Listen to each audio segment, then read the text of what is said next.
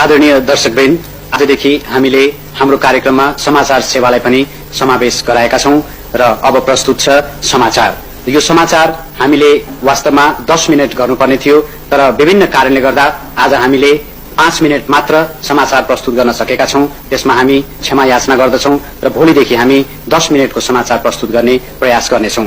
र यो समाचारमा आज हामीले समाचारपछि त्यो समाचारसँग सम्बन्धित नक्सा पनि दिनु पर्थ्यो, तर विभिन्न कारणवश आज हामीले त्यो पनि गर्न सकेनौं र त्यसका लागि पनि हामी क्षमा याचना गर्दछौं। तर आज हाम्रो यो सुरुवात भएको हुनाले यहाँहरूले हामीलाई क्षमा दिनुहोला भन्ने विश्वास छ। अब प्रस्तुत छ समाचार। नमस्कार, अब हामी छोटकरीमा आजका प्रमुख राष्ट्रिय तथा अन्तर्राष्ट्रिय समाचार प्रस्तुत गर्दैछौं। श्रीपास महाराजाधिराज वीरेन्द्र वीर विक्रम शाहले आज 40 वर्ष पूरा गरेपछि 41 वर्षमा प्रवेश गरेबक्स्यो। यस शुभ उपलक्ष्यमा आज अधिराज्यभरि हर्षोल्लासको वातावरणमा विभिन्न कार्यक्रमको आयोजना गरी मौसुफ सरकारको दीर्घायु, सुस्वास्थ्य र सुख समृद्धिको हार्दिक कामना गरियो। हेटौडामा आज आयोजित एक विशेष एवं भव्य समारोहमा श्रीपास महाराजाधिराज सरकारबाट मौसुफ सरकारको चुनावमा चढाइएको हार्दिक अभिनन्दन ग्रहण गरिबक्स्यो। राजधानीमा आज एक भव्य जुलुसले शहर परिक्रमा गरी टुडीखेल स्थित शाही नेपाली सैनिक मञ्चमा आम सभामा परिणत भयो।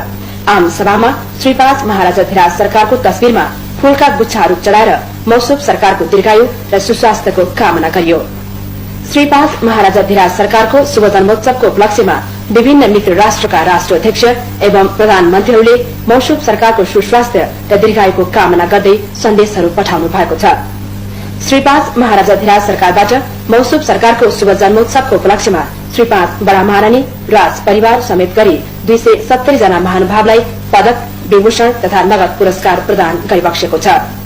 यसै उपलक्ष्यमा आज काठमाडौँमा विभिन्न संस्थाहरूले श्रीपास महाराजाधिराज सरकारको देनबारे प्रवचन कार्यक्रमहरूको पनि आयोजना गरेको थियो।